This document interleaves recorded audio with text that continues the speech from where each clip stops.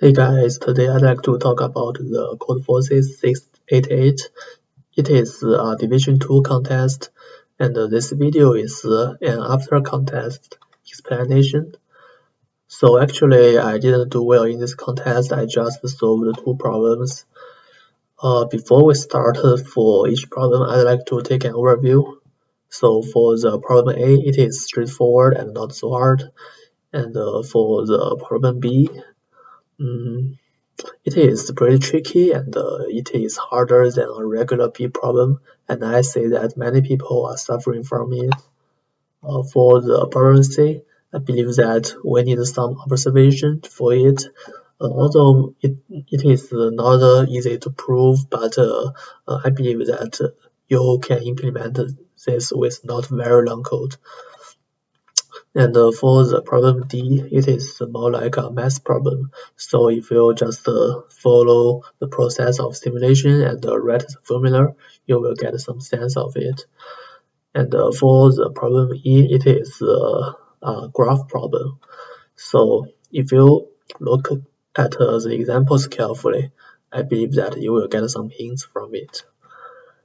And for the last problem, the problem F, it is a dynamic programming problem, and I think it is pretty hard because the definition of the state and the transition function is not easy to come up with.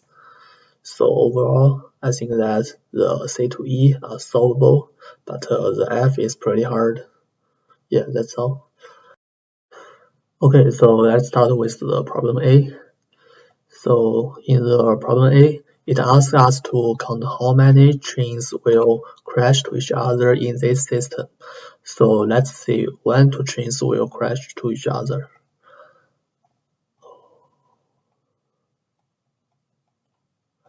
Okay, so if there are two trains and they crash to each other, and it is obvious they will meet at the same time, T1 and T2, T1 is equal to T2. And since the train will move 1 unit each minute, so it is easy to say that those two lengths are the same, and this length is also the index of that train. Say that it is I1 and this is I2, and I1 equal to I2. Okay, so let's see what we need to do in this problem. Two arrays are given, and we just need to say that if there are same elements in two arrays, and we count how many pairs there, and that is the answer. So for the code, that is pretty straightforward. We can use an unordered set to record the occurrence of each element and to look for that in the other element and count the total number. That is the answer. Okay, let's look at the problem B. First, let's look at the constraint. It implies that our solution will be On or On log n. And since we can just modify from the suffix of the array, so that implies that we will start from the tail. And what we need to do is to modify modify the last one as the same as the previous one to the 97, and both of them to 96, and three of them to the 99.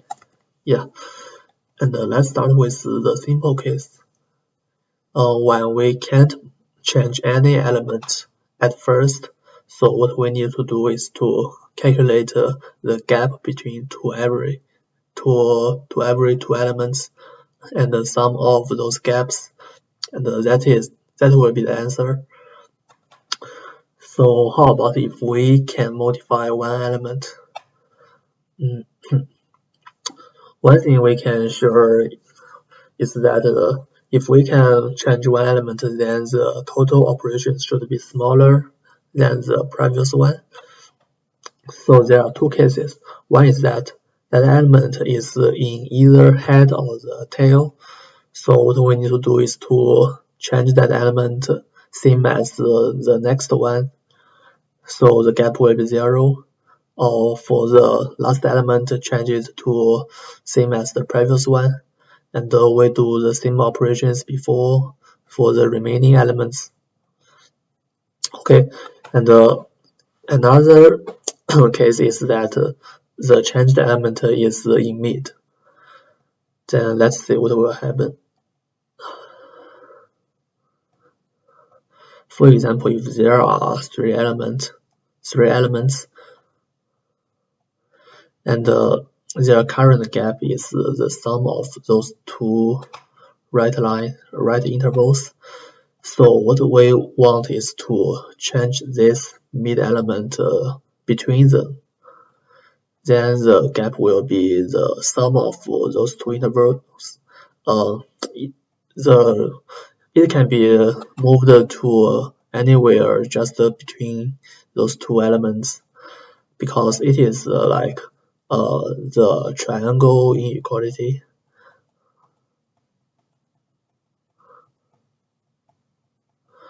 It will be always larger than x minus z, the absolute value.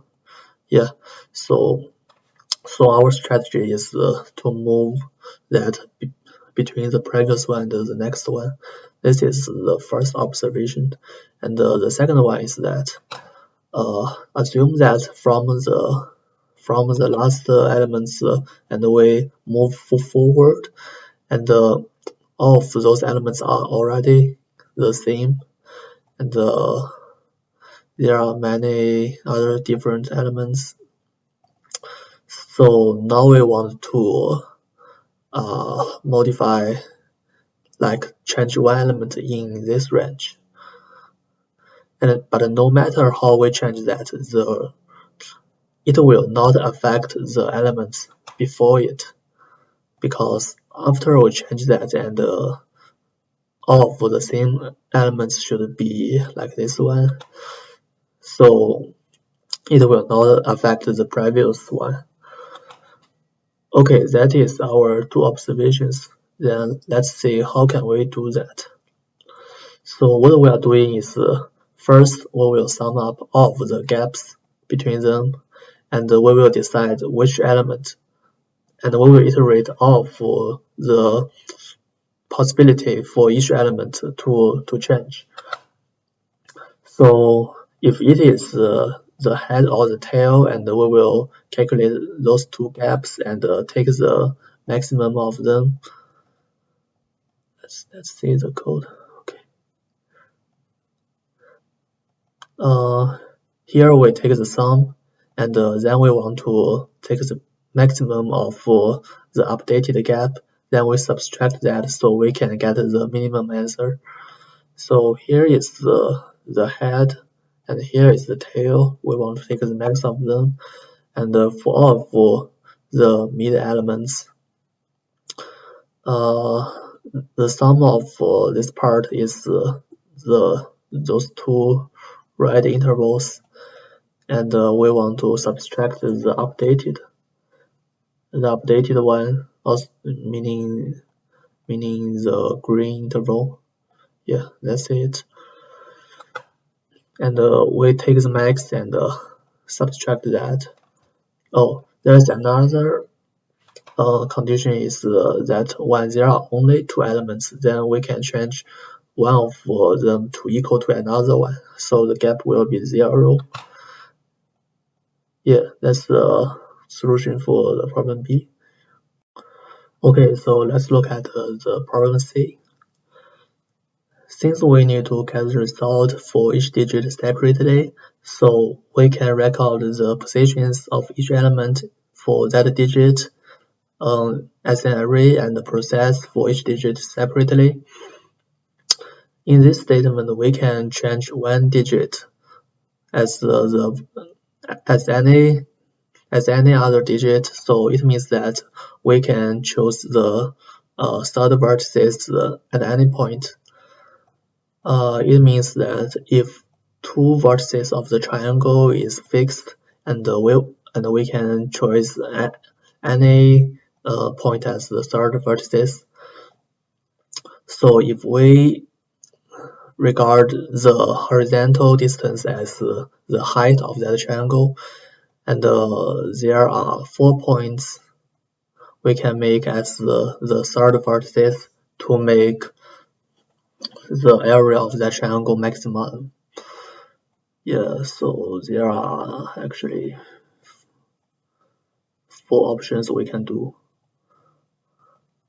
and we will take the maximum of them.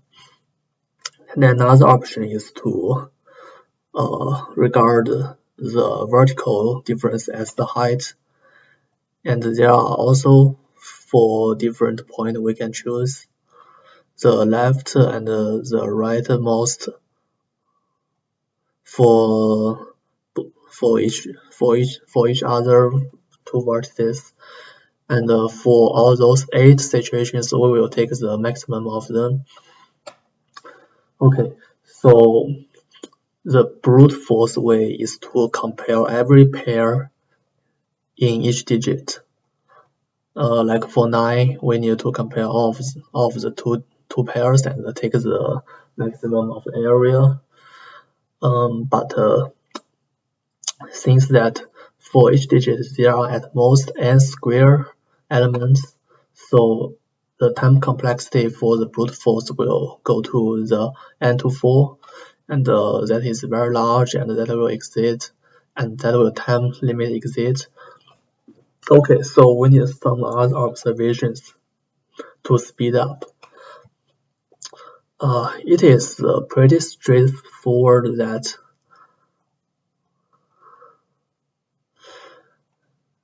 if we have one vertex and if we decide to extend horizontally as the height, so we want to find the leftmost one. There are many other ones, and then we want to find the leftmost one, right? And for the leftmost one, so for the third vertex, and then we have 4 options here, and we can take the maximum of them. And that will also be the same if we want to extend on the vertically. But here the problem is that since there are 4 vertices we can choose for this one, but what will happen if there are several points as the leftmost one, but they have the different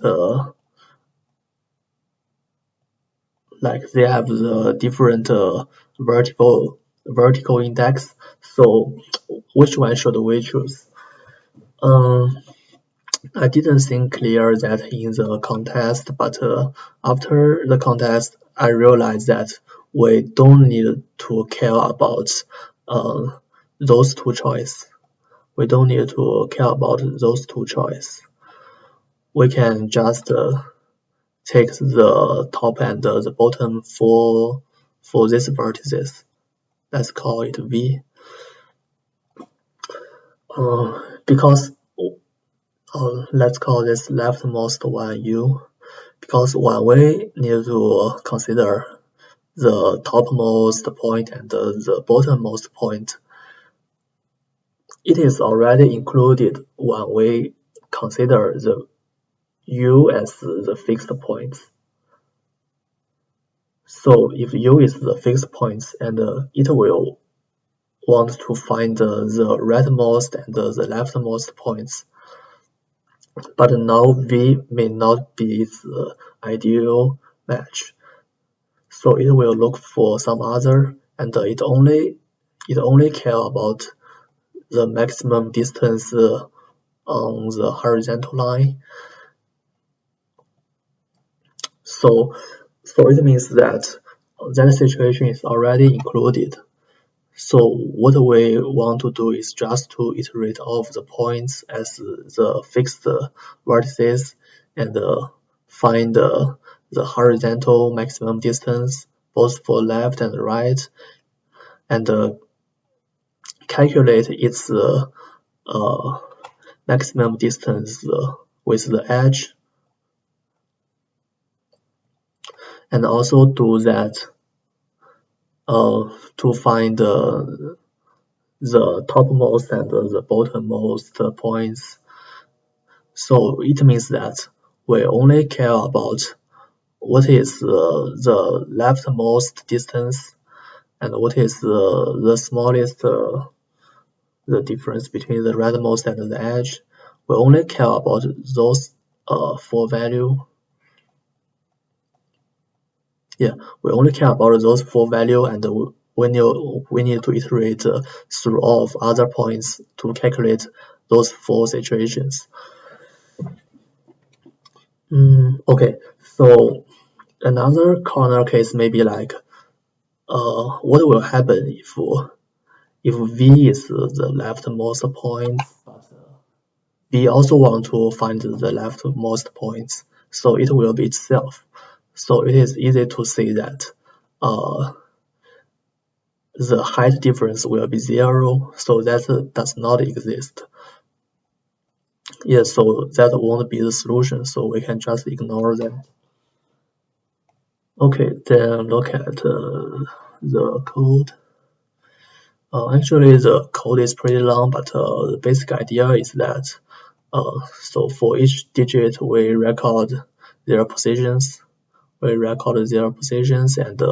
we find the leftmost, the rightmost, and topmost and the bottommost points for each digit, and then calculate the area for each vertices for all of those four conditions. Then we get the maximum of them, and that is the answer. Okay, that is problem C. Okay, so let's look at the problem D. It is more like a math problem that asks you to calculate the expectation number. Okay, so let's start with a simple case when the checkpoint is just before it. Okay, so let's define it. I is means the shortest, okay, just the distance for its previous checkpoint. Okay, so let's calculate the EI first. So it has half of the probability that it will succeed, and it will just take one step. And it also has half of the probability that it will fail. So that probably also will take one step, but then it will also take the EI expectation steps to go to the next stage. Okay, so then we can get that E1. Oh, sorry, here is the E1 here. E1 is equal to 2. Okay, so how about the EI means that the distance is I. Then same as the previous situation. When it succeeds, but when it fails, there is some difference. So when it fails, it will go back to the checkpoint, but there are also some steps you need to work from that checkpoint to the I. So the EI minus 1 is the steps from checkpoint to I. Okay, and now you are at the I, so we'll still need the EI to win that stage. Okay, then let's see what it will be if we calculate it recursively. So let's simplify it first. So it's 2EI I plus I multiple EI minus 1. And when we replace the EI minus 1 with the EI minus 2.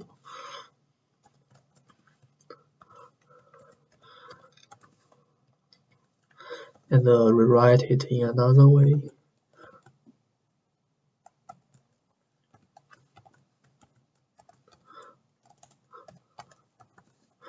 And then we can rewrite the 4 as the 2 to the 2.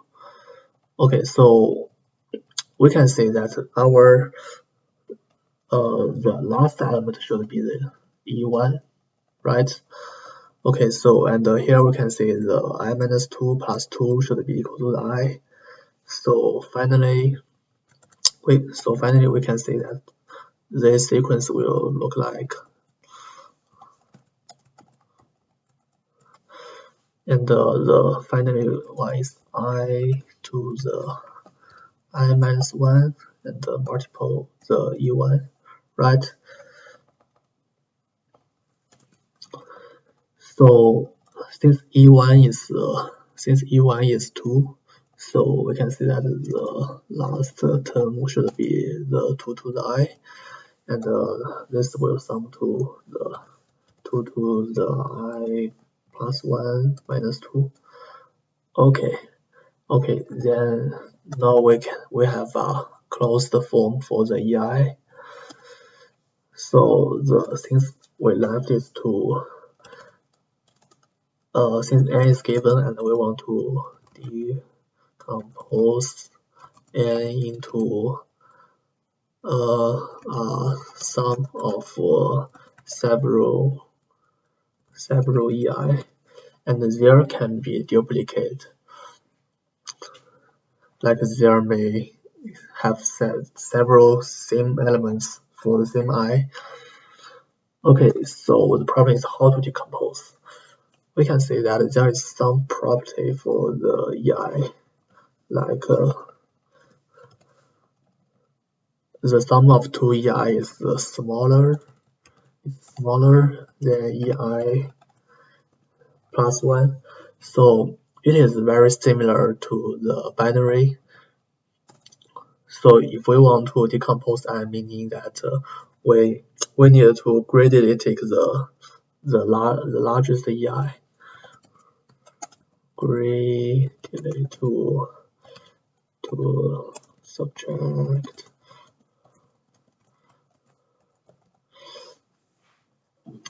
Yeah, then that is our way.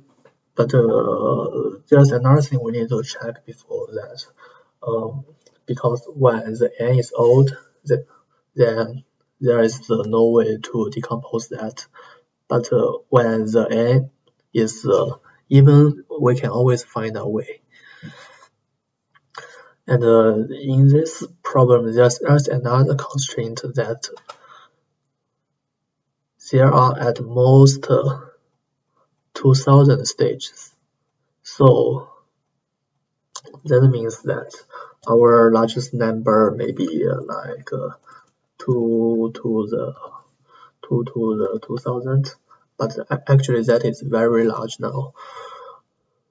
But actually that is too large, and our input should be is something like the 10 to the 18. Actually 10 to the 18 is approximate 2 to the 60. So that is 60 is much smaller. It's way more smaller than 2000. Okay, then let's look at our code.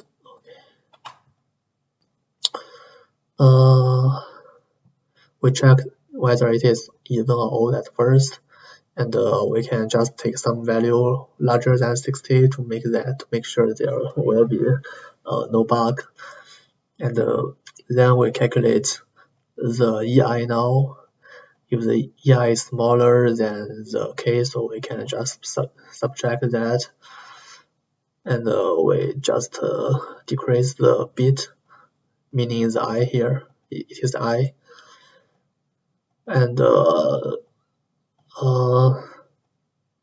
so for every EI that we subtract from the n, we can just describe that as a sequence of 0, 1, 1 and 0, 1 leading 1 and the remaining 0.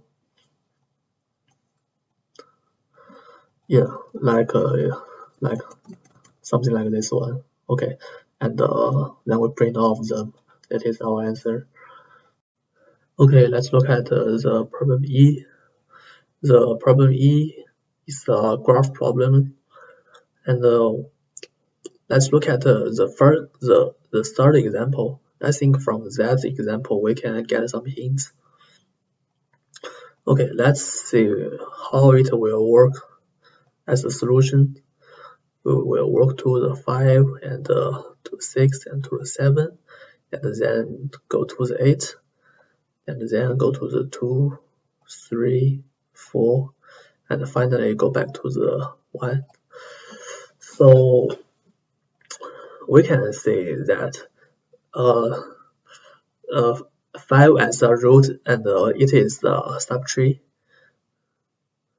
And it is a subtree, and it will first go to the deepest children as the 7, then go to the shallowest children.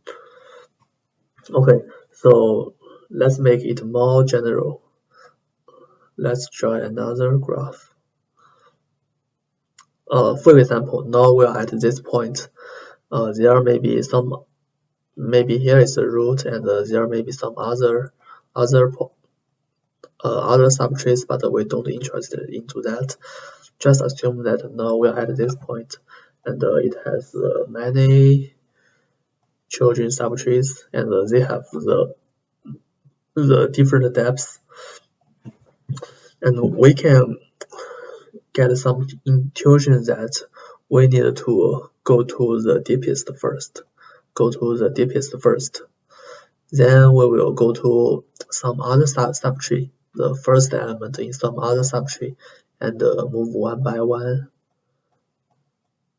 to the deepest, and then jump to another subtree again. So why we need to go to the deepest first? Because since we need to iterate all of the points, so we must go over these lines. So we must go over these lines. That's like the final k should be the max of k and all of the lines of the length. So, but why we need to go the deepest first? Because finally, if we already iterate all of those passes, and we at some point, and we will use this point to jump back to another subtree through this route, right? So maybe we can think like it is like a platform, and we want the platform as shallow as possible, so the cost to jump to other subtrees will be as small as possible. So that is our strategy. Our strategy is to go into like calculate the depth of each children, but we will choose the shallowest as the last one to go. Actually, the other order to go over other rules are not important, and we will choose the shallowest one. So then use this depth to jump to other nodes. So now what we can do is to calculate all of the depths for one node and sort them, and we will record the shallowest one, and to this route. It means that from this route, if we want to jump to another subtree, so how much is the cost? Like we just compress all this subtree into this root. Yeah, so what we need to do to other root? Actually, we need to take the max of the length of this root plus 1 and the k. We need to do the max of that. So why we need to do that? Because when we're at the end point of this root, we need to go to another subtree. So that is the length plus 1. 1 means that we need to go from the root to the first element, right? Okay, so that is our overall strategy, but there is some corner cases we need to consider.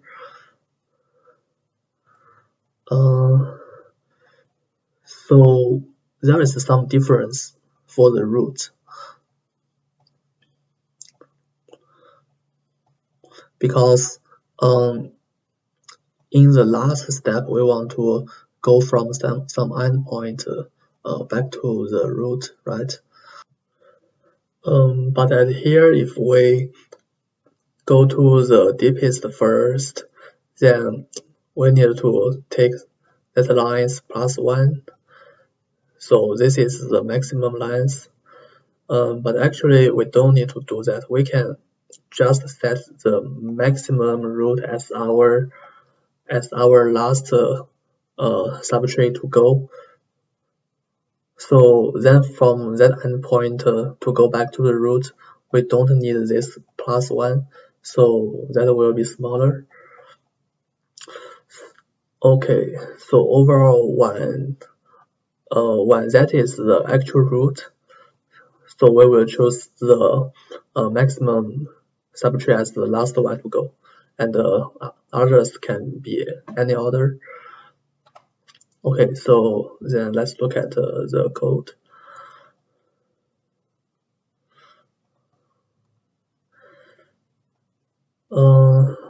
So first we want to record it as a tree, and we will record each edge in either direction. We will model it like an undirected graph, and then we want to do the DFS. At here, each DFS will return a number, and that number is the depth of that subtree plus 1. Okay, so it means that if here is a root and it has several subtree, and they may have the different depths. Okay, so the DFS of the first element in each subtree here, right? So that DFS will return the whole distance. So for here it is 3, and it is 1, and it is also 3. I represent the DFS like this because I think it will be easier to calculate in the following code. Here DFS we want to record its parent node. So when we go to the adjacent node of it, we want to go back to that parent. Okay, so let's go over all of its child, and we sort the depth of them, and we can say that if it is empty, meaning that this node is already the leaf, so we can just return 1, meaning that we need to from this node, if we need to go back to the parent, it will cost 1. And if the size is just 1, yeah, that is also another edge case. So we don't need to do something like, so like if there are several subtrees, we need to consider this root. So that is the length plus 1. But if there is only one children, like one children meaning that for its next one, we don't care about what will looks like in the lower children. So it can also just plus one to the depth of its children. So we don't need this part. Okay, and let's look at what will happen if it is the root. I mean the original root of the entire tree. So as I said before, we will take the longest path as the last one. So for all of other passes, we will take the length plus one, take the max of them. So it means that we will take the second last one, the length of the second last one plus one, and we will take max with k and update k. I mean, yeah, but here is the situation when node is 0, meaning the original root, but for all other cases, we just work through the longest first, so it should be the longest one plus one, and we will return the shallowest one as the depth, and but for the node, we will directly go back to the root, so it is just the longest one. Yeah, and overall that is the code. So there is something like y I minus 1 here, because I plus 1, because here the plus 1 means that all of the depths in that subtree, including the root, and we will use it when we recursively go back, but when it is already the root and we won't go any further back, so we can just minus 1. But I believe that there are also many other implementations, but I think the basic idea are same. Okay, so finally we go to the problem F. It is a dynamic programming problem, and I think it is pretty hard. And when we look at the editorial of it, I think it skips some steps actually, and it actually did some optimization to that DP to lead to the final solution, but we can see that in the editorial, and I think that it is hard to understand, and you may think why he did that, so it can work. So I'd like to explain it in another way, and I hope it will help understanding. Okay, so I believe that most of people, when they look at this problem and they want to solve it using dynamic programming, but just in 1D array. So let's define our DI means the minimum operations we need to reach I in just one way.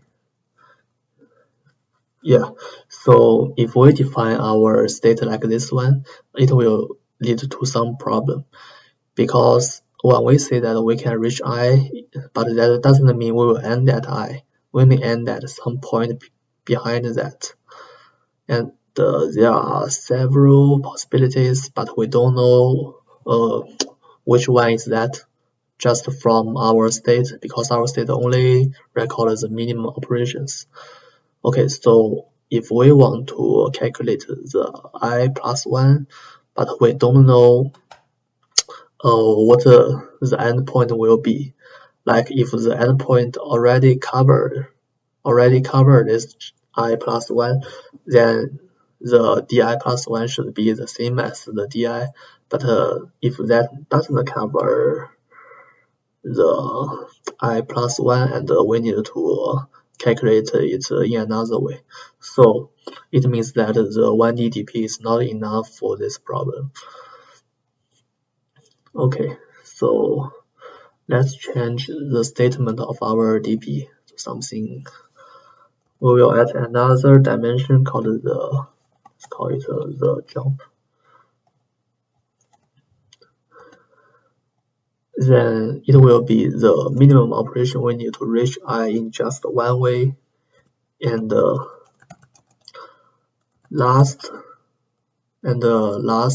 like call it jump will end in the same name in the jump position.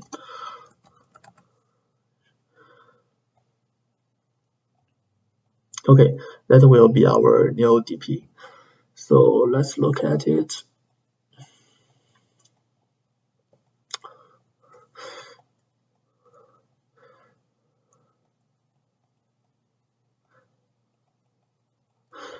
So when we want to get this di jump, and we will the predecessor of the I will, let's call it j, so it means that is the last jump, and we will jump it to reach the I in just one way, and we will iterate I from I minus 1 to 1, so I will belong to the I minus 1 to 1 because we want to try all of the positions.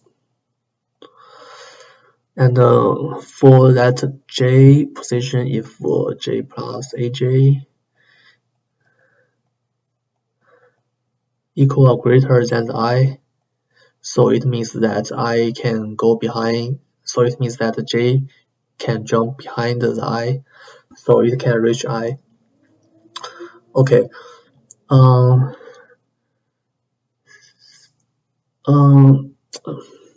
And so we can see that in this state, now we are at the dj, but there's another parameter called the jump, so it means that we can reach the j in many different ways.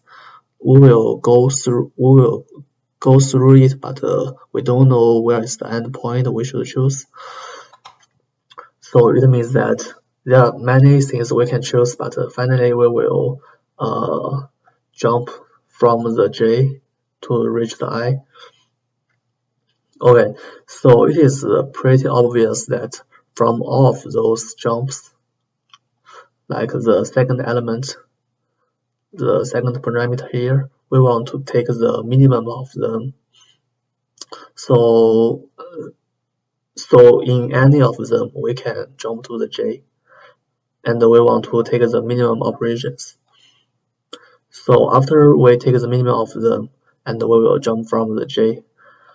But it is noticeable that we just want to take this, let's call this k in this range from j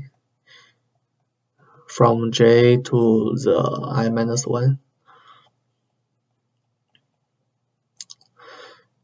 Because if this k already larger or equal to the I,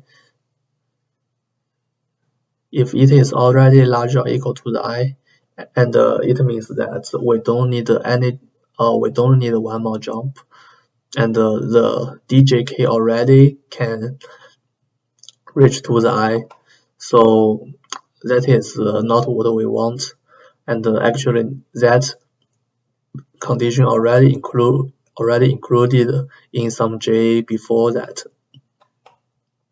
So for example, this j prime can reach behind that I, and it will already be included in all of the states. Okay, and so now let's look at the j minus 1. If j can reach I, and j minus 1 can also reach I. And it is obvious that j minus 1 can reach j. So now there are two ways. One is this blue. One is that j minus 1 directly go behind the I, and another one is to go to j and then go to the I. So there are two ways. So, but that is not illegal. So we want to set this j to 0. Now there will only left one way. So it means that, for example, if we are processing the j prime and we want to know how many elements before it means that we will process those elements earlier, how many elements before it can also reach to I. Okay, so then we need another variable to record that. So let's call this count.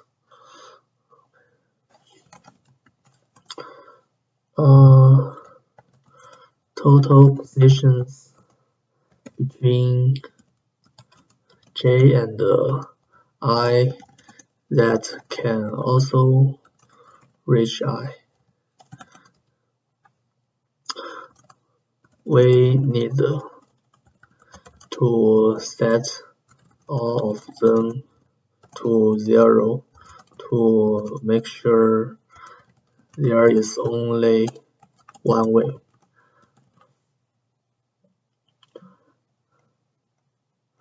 Yeah, that is the definition of the count. Okay, so that will be our basic idea for this problem. Then let's look at the code. We can see that in this code, so we will use the count to record how many elements, and we will increase that when the current j can go behind the I. So in this if statement, it will increase 1, and we will iterate j in the reverse order from the I minus 1 to 0. And for each j, we want to take the k with the minimum djk. And finally, the jump is the endpoint of the last jump. So then we will add that with the count. So it means that we need to set count positions to 0. Then let's look at the time complexity of this algorithm. There are 3 for loops. So that will be the O(n) to the 3, and actually that will exist the time complexity, the time limit, and I also try that you say that the time limit exists. But I'm pretty sure that this algorithm is correct, but we need to do some optimizations. So we can say that for the most inner loop, we want to take the mean of the djk. So here is the green range, and we want to take the minimum of them. But if we change the definition of our dp, and and we can reduce the time complexity. So we will see. So we will change the definition of this jump.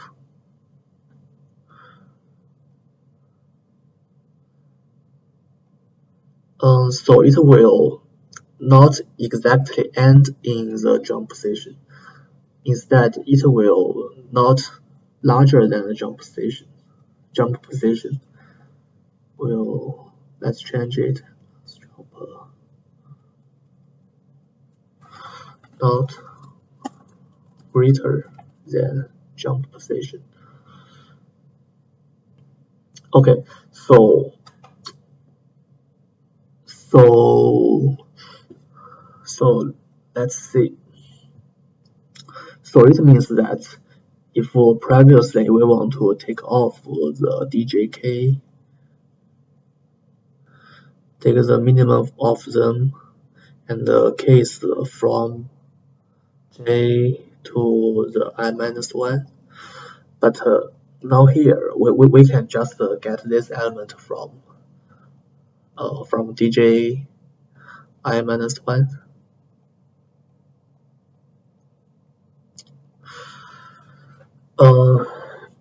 Because now in this range we will take the prefix minimum of them.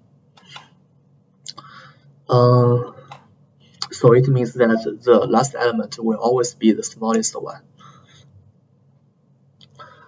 And that is also what the solution actually should be. So let's look at what it will look like. So here we just take the last element between the J and I, and all other things are same. So we don't need to do this for loop here. But actually the I jump here is the position that we will end with in the last jump. So we need another for loop to update our DI jump to the actual meaning of our DP. So it is a prefix minimum, and we can use that to calculate the position that the last jump will not exist. Okay, so then let's look at the order of our DP.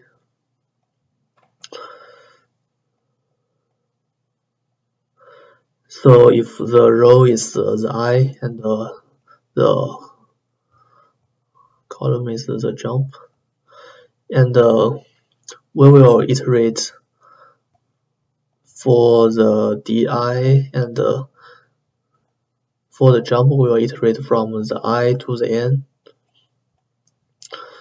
As we can see that in this for loop we will take the prefix minimum in that range. Okay, so it means that we will only fill the upper triangle of this 2D array. And we can say that for each I we may get several different positions for the different J, and those positions are calculated by the J plus AJ. Yeah, and then we will take the prefix minimum of them. So overall, the outer loop should in this direction, and the inner loop is in this direction. And we can say that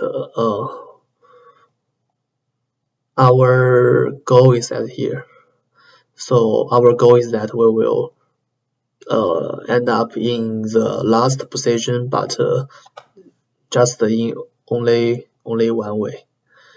Yeah, so that is order of this DP, and I think this problem is pretty hard because it is hard for us to think about the definition of our state, and there's also another optimization to reduce the time complexity by n.